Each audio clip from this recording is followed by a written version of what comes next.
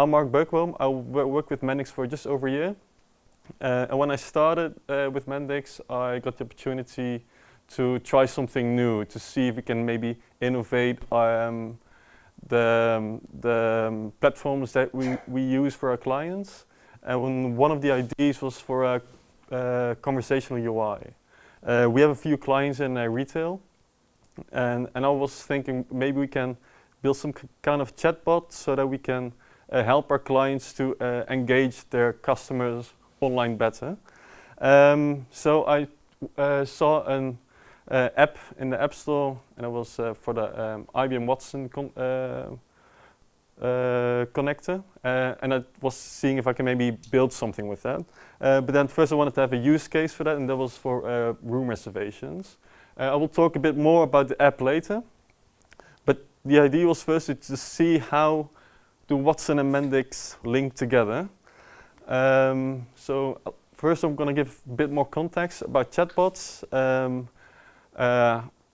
what their promise is, what Watson does in chatbots and natural language processing, what the goal was of my application, and see if we can maybe generalize knowledge that I gained from maybe other cases that you can use later on. First off, customers will engage companies 85% of the time without a human as intermediary by 2020. So it means that more customers will go online to shop instead of going into a physical store. And that means that shops need to have another way of interacting with the client to offer the same services online as they would do offline. And the promise is that you can do it with computer-based applications. And there are a few benefits for that. For example, you have more time available. Computer-based applications should be less biased than people giving advice in the store, faster to engage and faster to provide service. And then the idea is to actually help the client from giving advice all the way up to finishing the purchase of the clients. But then if we go further to chatbots, I think we all know this guy from Word 1998. So this guy is called Clippy. Has anyone ever used Clippy? No. Was it good? Did you like it? I loved it, just because it was so annoying. Exactly, yeah. Yeah, so I think this is the first chatbot that was, it wasn't a great success. Luckily, there were a few other companies that actually innovated a bit better, like Amazon Alexa.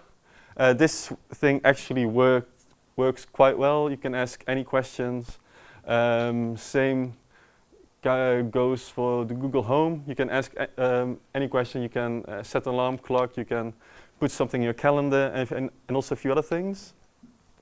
But also some smaller companies are using it, like Shopify. Some travel agents are also using it.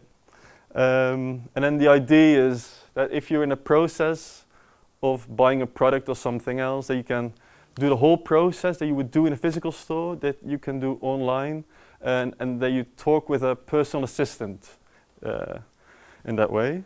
Another example is from North Face. It was a bit of a tryout they have. I haven't really seen it in their online store that dominantly.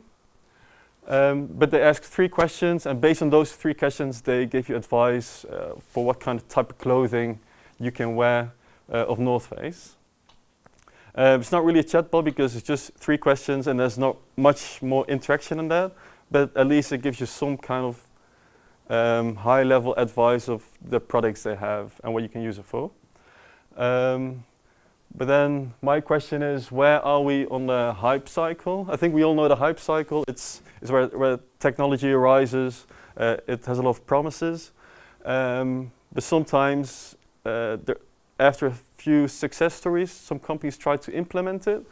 And then it ends up being not not as promising as it used to be. For example, blockchain, I guess, is a great example. I think we're just about here with the blockchain and the travel disillusionment. Not many companies are actually using it, but I think a year ago when the prices were quite high, I think everyone was like, oh yeah, this is going to be the great next thing. But the question is, where are we with the chatbots? Does anyone want to guess where we are or have any idea how far we are in the cycle? Very early. So you think about here? I think very late. Or maybe right after. This end. There. I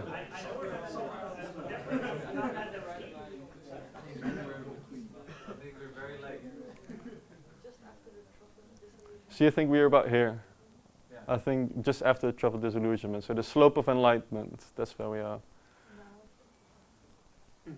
Okay, I'm gonna give my insights in the next 20 minutes or 30 minutes, and maybe we can see if we can find where we actually are on this hype cycle later on, at least in my opinion. So what are the expectations of a chatbot? To me, a chatbot is a personal assistant, and it can help you with anything, like setting up new subjects in your calendar, maybe contact a colleague, just any simple tasks that you want to automate, just simple tasks basically. And then of course you need to have some kind of conversation with your personal assistant that requires some kind of stable conversation. You want to be able to talk to the system as well. And that means you need to have an effortless user interface with speech and text. It already exists. We're not going to focus on the text version, but adding speech to that is relatively easy. The conversation should be stable. So if you ask something and you have a follow-up question, then the system needs to remember what the conversation was about beforehand as well. And it needs to be some kind of natural conversation as well. Yeah? These your parameters of the chatbot during this talk, or is this a general consensus? Because I know chatbots who do like chat monitoring. Yeah. For example, on Twitch, you have chatbots that just monitor the content of other people who are chatting and they flag anyone who's cursing. Okay. Yeah, quick. Which is also with So it's flagging, or do they actually chat as well? There's two types of chatbots. One is a bot that monitors a chat that's going on between people. That's not the one this is talking about. This is more like conversational AI.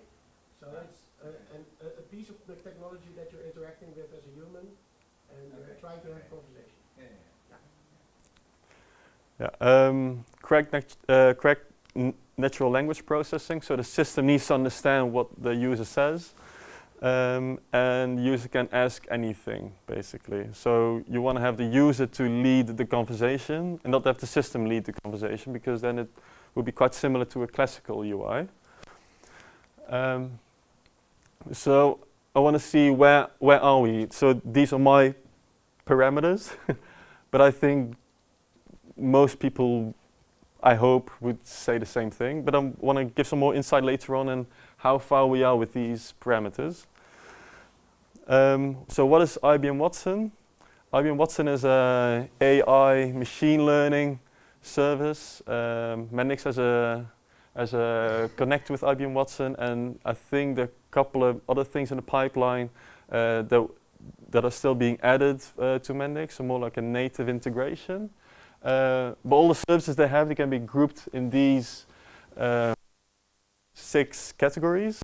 We're going to focus on conversation, and it's all based on data. So they use data to teach the system how to interact with words and everything. I've got a small movie of IBM that explains in about a minute about how they use their data to teach the system.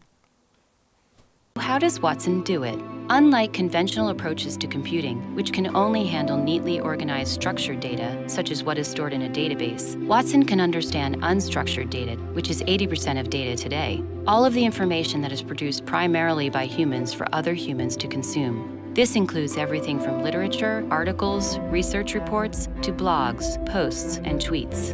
While structured data is governed by well-defined fields that contain well-specified information, Watson relies on natural language, which is governed by rules of grammar, context, and culture. It's implicit, ambiguous, complex, and a challenge to process. While all human language is difficult to parse, certain idioms can be particularly challenging. In English, for instance, we can feel blue because it's raining cats and dogs, while we're filling in a form someone asked us to fill out.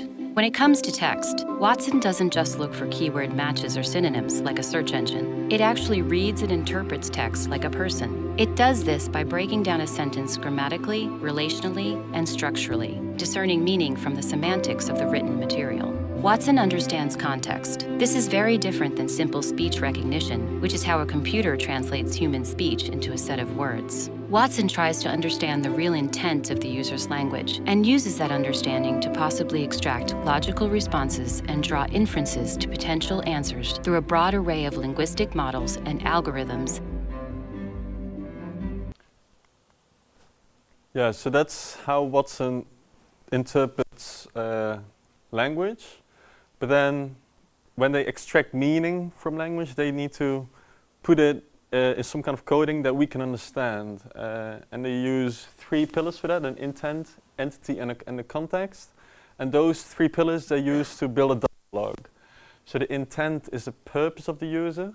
So by asking a question, the system will understand what the user wants to understand or what the user wants to know.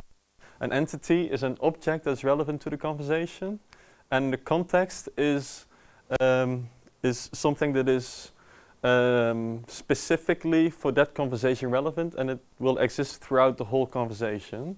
And with these 3 things, you can build a dialogue.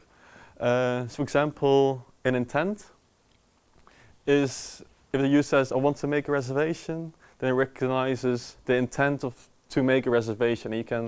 And if the user says it a bit differently, it will still understand the same intent. For example, if you say sure, yes, okay, it will still understand the intent as a positive reaction. And those intents can be extracted from the language in a way that we can understand in the back-end system. An entity is an object that is relevant. So if you'd say tomorrow, then a date can be extracted from that. We're with 4 persons. If that is relevant to the conversation, then that can be extracted as well. So as a developer, you need to understand what the conversation will be about or what the goal is. You can pinpoint what kind of intents or what kind of entities will be used in a conversation. So you can use that later on in your dialogue. Finally, there's a context. So you predefine the intent and the entities, and the context is set by the user. You need to save that in a way. I will show that later on how that will actually work. So if the user says, "I want to make a reservation," then it can recognize that the user wants to make a reservation, and the follow-up question will be answered by, well, I want to have a reservation tomorrow, and then the date will be saved there. So this date is relevant to this specific conversation, and then that context will be saved in the backend system, and the backend system would be Mendix in this case. So if you use those 3 pillars, you can build a conversation. For example, I want to make a reservation. Then based on what the user says, it recognizes it wants to make a room reservation, and then a follow-up question will be asked. Whereas if the user would say, "I have a question about reservations," then another path will be followed. So you make if statements, and based on those if statements, you will follow a certain dialogue path in the dialogue tree, basically. And you can build the conversation based on those 3 pillars, like the context, the entities, and the intents. So that's in a nutshell how you would build a conversation. reservation. Now I want to implement this, so I wanted to see how would it actually work in an app. So I built a small app that would make room reservation internally at Magnus. And the goal was to save time to make room reservations, because sometimes you are at your laptop, you've got a whole list of people you want to see in a meeting. You have to check the calendar of everyone, but yeah, it's quite a menial task and quite simple. You want to have that automated. So I want to see if I can maybe automate this into a process where you have a personal assistant that has the calendar of all those people and of all the rooms, and I can check for availability. And I want to do that in a chat as well. So there would be a very high level architecture. So in a dialogue, you extract user preferences, so how many people you want to have in the room, at what time or when. Use Mendix to actually book the room. That was the main idea. And that would be done by a chatbot. So Watson and Mendix, how does that actually work? So there's Clippy again, and there's the IBM Watson connector suite that you can use. And in short, Mendix is responsible for taking conversation and saving context. So the UI is of Mendix, but Mendix is also the backend system where all your data is stored. Watson is only used for the natural language processing. You can also use other services, but for the conversation, it only is used for the natural language processing, but all the logic behind it, you would use Mendix for that. Watson does have a UI they can use to build a dialogue tree, but the backend system, so what you would do with the user's intent, is being done in Mendix. To make it a bit more clearer, the user says, I want to make a reservation. You use the UI for Mendix, of Mendix for that, and IBM Watson finds the intent. It sees in the dialogue tree what the response would be, and you would see that by the user. Sounds quite easy, but then there are a few challenges that you have. You need to prevent Watson from getting confused in dates, times, and numbers. Guiding Watson's forgetfulness, and Watson can't handle dynamic content. I'll go a little bit deep in those three challenges.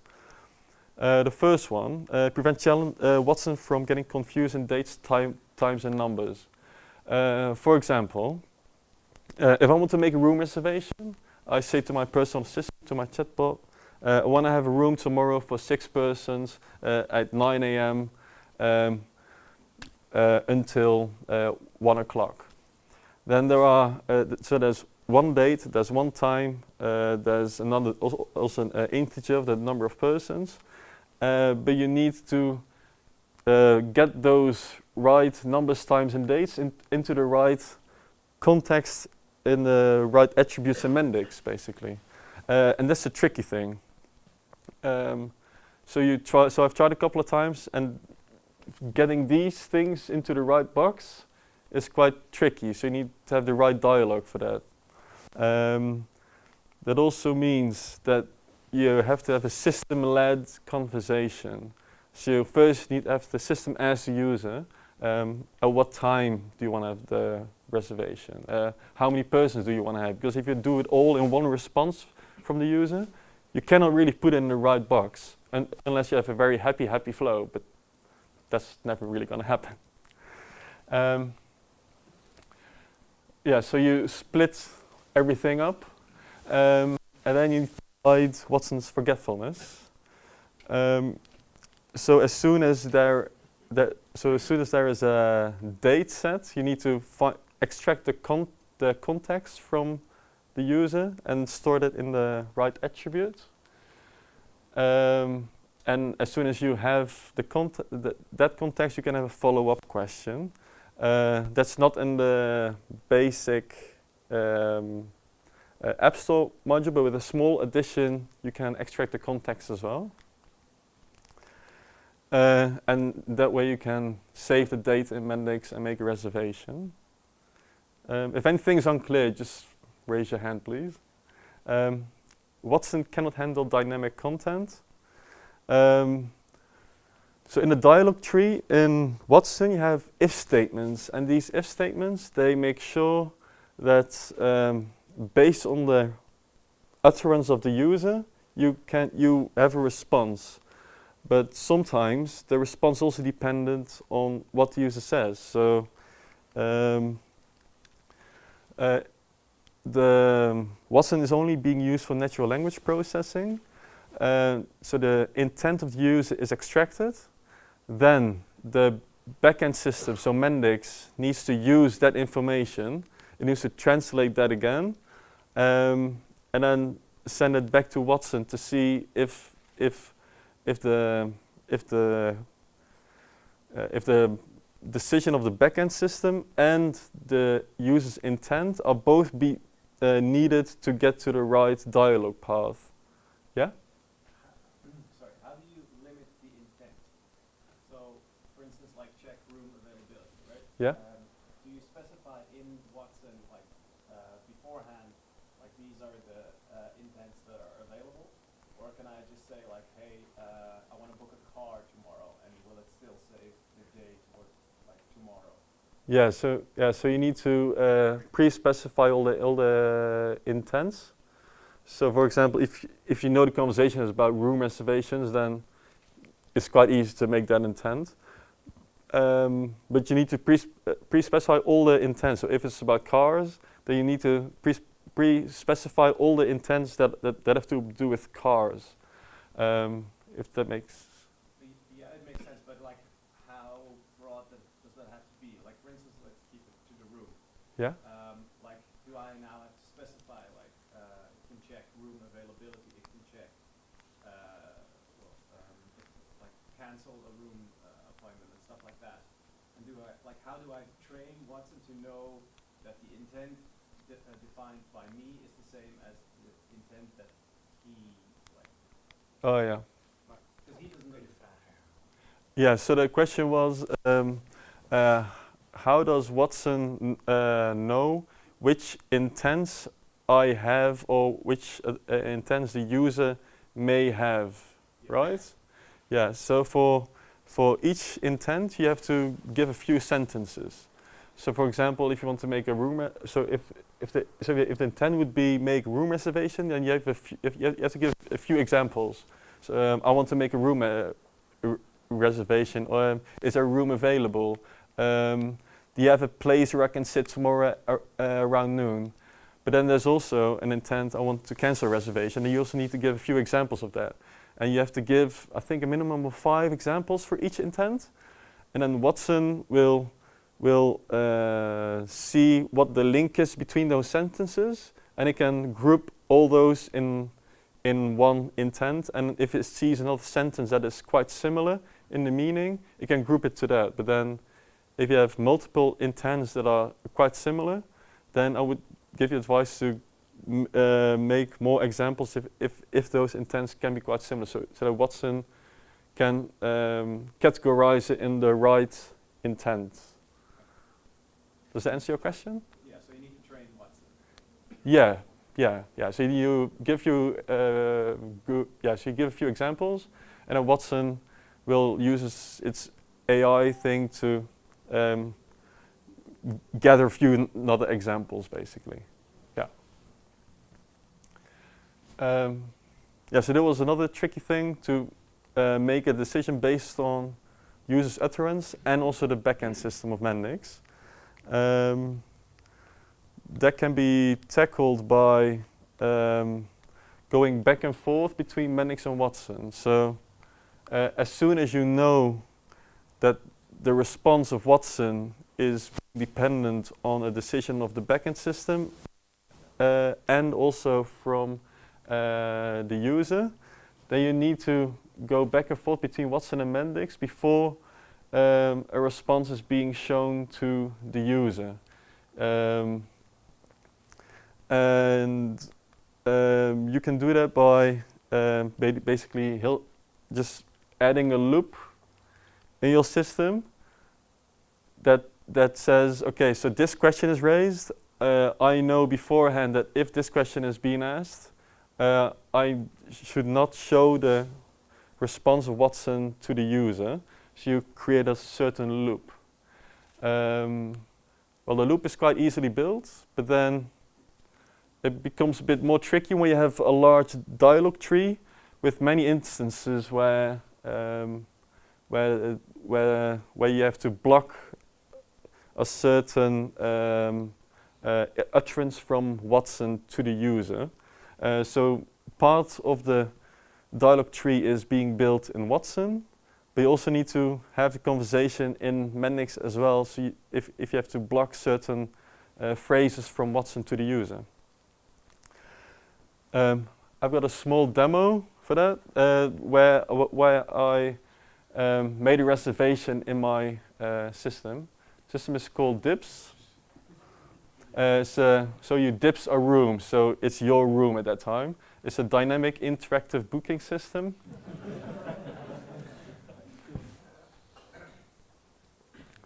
So this is the standard App Store UI. It has a small screen, and the system asks, okay, when do you want to have a reservation, at what time?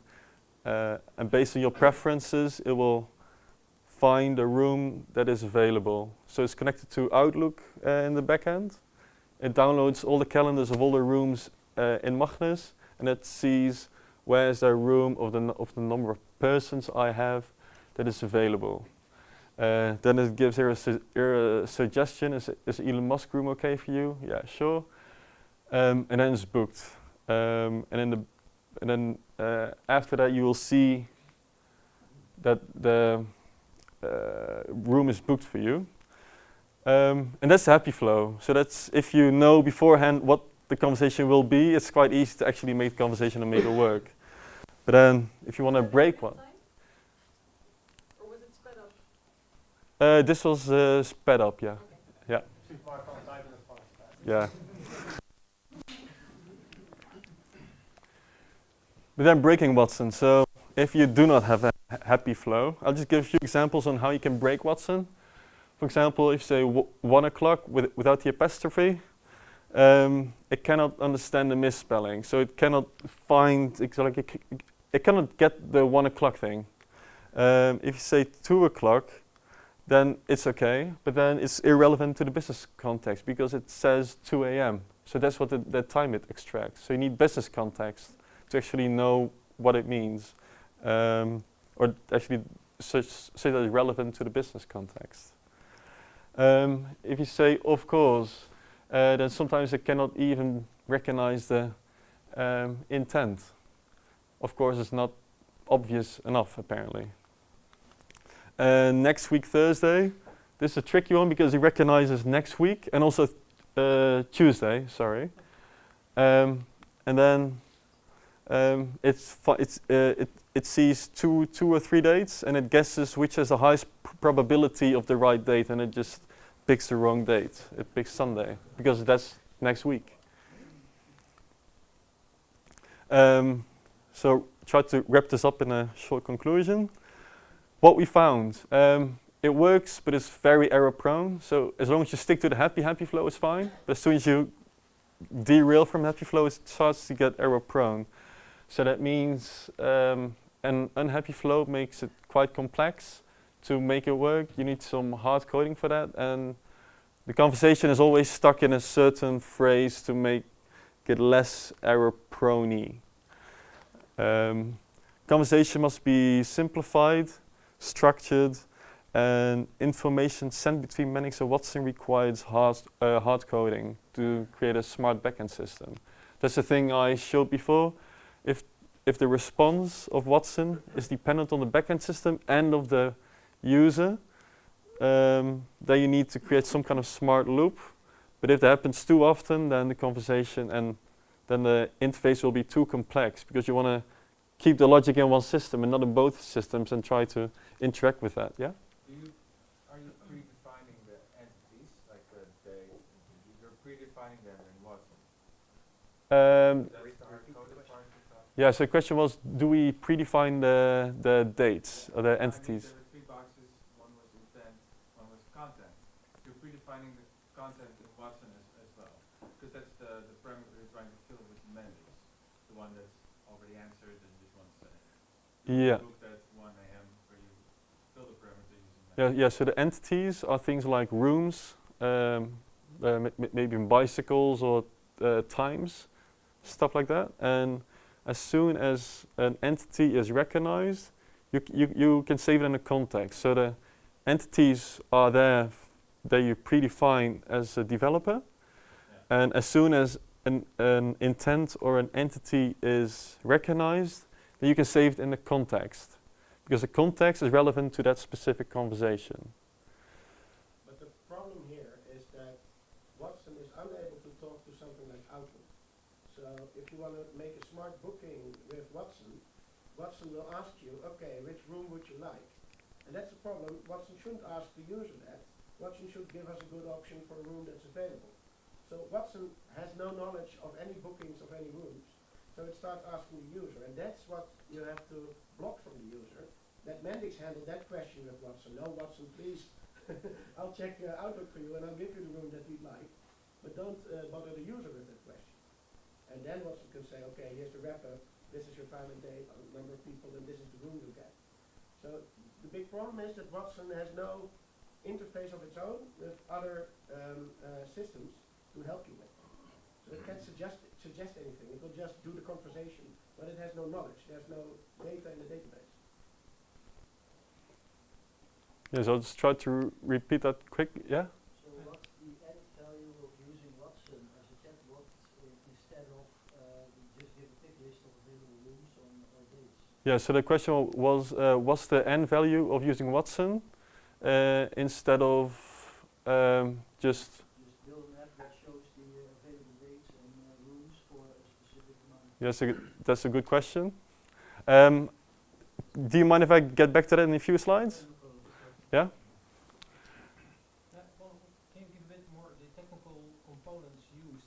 So is it the Mendix app, which has an add-in Watson, which talks to the IBM Watson cloud, or is it completely embedding the conversational logic inside the Mendix application?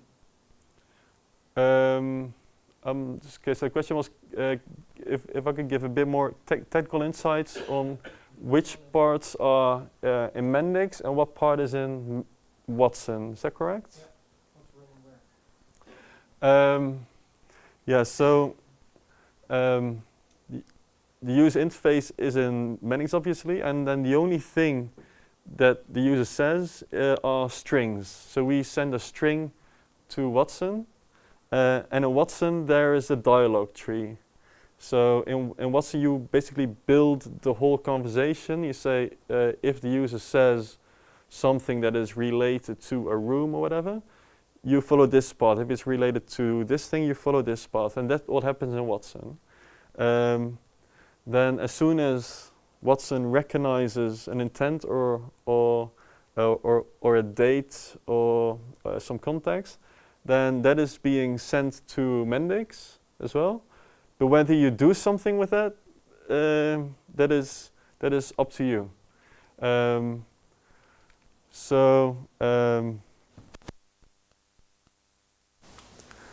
Everything that is, so the natural language processing is in Watson, and what it can find in meaning from what the user says, that is being translated to Mendix. But then the whole dialogue is in Watson. Yeah, so basically you make calls from Mendix to IBM Watson Cloud, Yeah, and then you get the results back and process them again in Mendix. yeah, exactly. Yeah. So we send something to Watson, and then everything that is being recorded or all the meaning that's extracted, that is being sent back to Mendix, and then you can do something with it. Yeah. And how is it sending? Is it sending back a list? Like I'm detecting both an intent and a content? Yeah. So the question was if we if it's being sent a list, so it sends back a list and also with a probability of what is being found. Yeah. I have one question. Did you also compare different technologies available for NLP? IBM is just one of the parties that delivers the service, but Google and Amazon, they also have their services. No, I haven't compared different technologies. I just tried this one, but the thing with IBM Watson is that you can quite easily implement into your own application because Amazon is linked to Amazon's products. Google Home doesn't offer the service, at least not from what I've seen, in the same way as IBM Watson does. That it gives you the option to extract the meaning from language in the same way that Google does. IBM Watson gives you more of a way to implement into your own system because it gives you a list of all the things that is being recognized, and from what I've seen, Google Home doesn't offer the same service because that's more of a black box.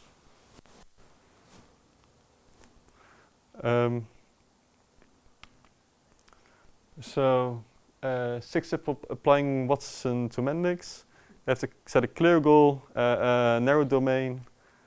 You have the system-led conversation.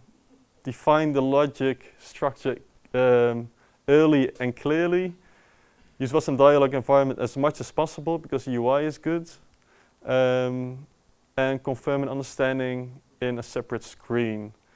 And you have to have a smart backend system, otherwise it's just a classical UI. So you need to have some kind of way that you have a personal assistant helping you, and not just a chat where you say something that is that you might have done in a classical UI, where you just fill in small boxes.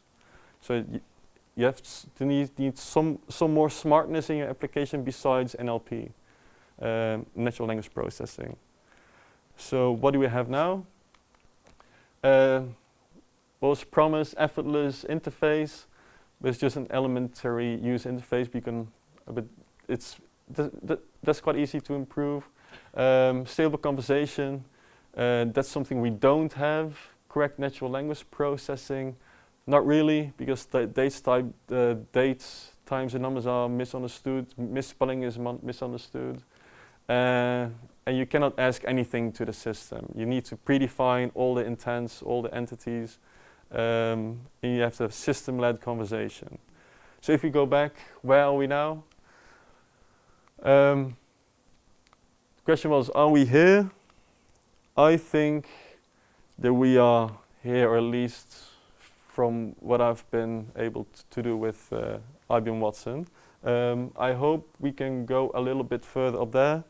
But we need a few more small steps. Need to have one-stop shop with pictures, buttons, speech that can help with the user interface. And you need to have a smart backend system, like actually smart. So whatever user says, you need to extract meaning from that. And NLP is not the only thing you need to have a smart personal system. So if the user says something like this, your system needs to be able to understand what you can do with it. So you need to integrate business context into your natural language processing as well.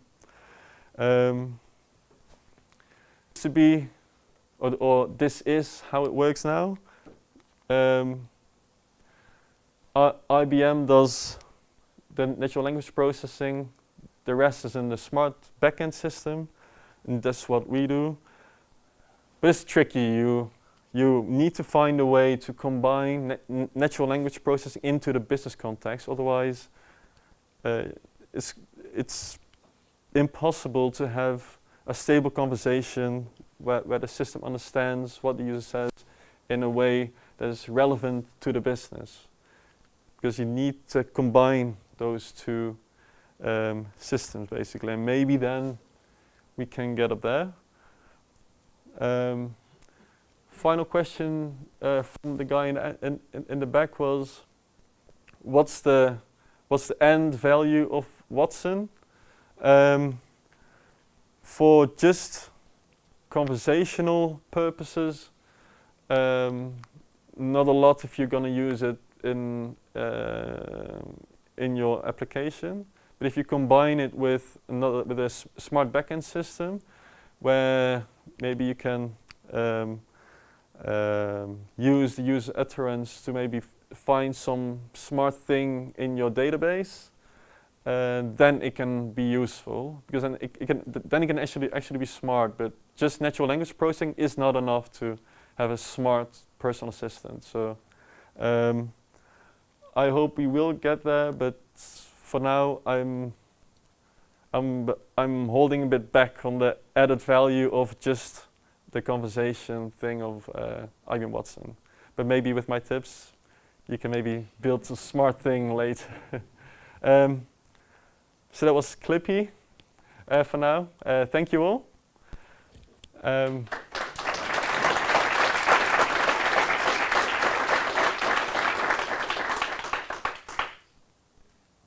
Any questions more?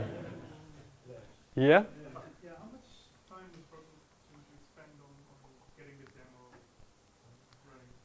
running? Very little. In a few days you can get a demo for yourself for just a conversation in Watson, maybe a few days for the interface as well. But actually working or at least for a happy flow is easy. You'd have that in 5 days. You can have a decent demo. But for the unhappy flow, then it will get a lot trickier. Most important thing is to narrow down your the goal of your conversation. Yeah. Have you done any scripting based upon the percentages you get back where you ask, did you mean 2 a.m. or 2 p.m.? If the percentages were similar to what Watson gave you back?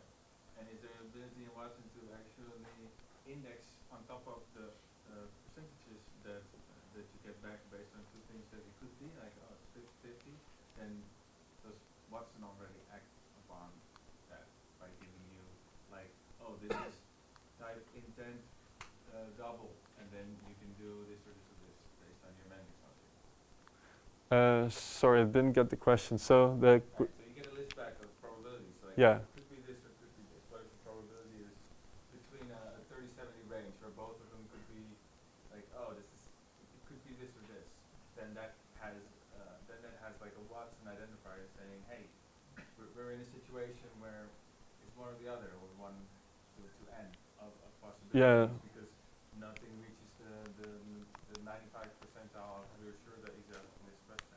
So is there ability to act upon the list of probabilities that Watson gives you back and say, oh, this is where it could be one of these 2 things, or it could be one of these 2 things, and then you ask the follow-up question based on that information. Oh yeah. Okay. Yeah. So based on the probabilities of what the user of the meaning of what the user has said, can you act upon that? Yeah.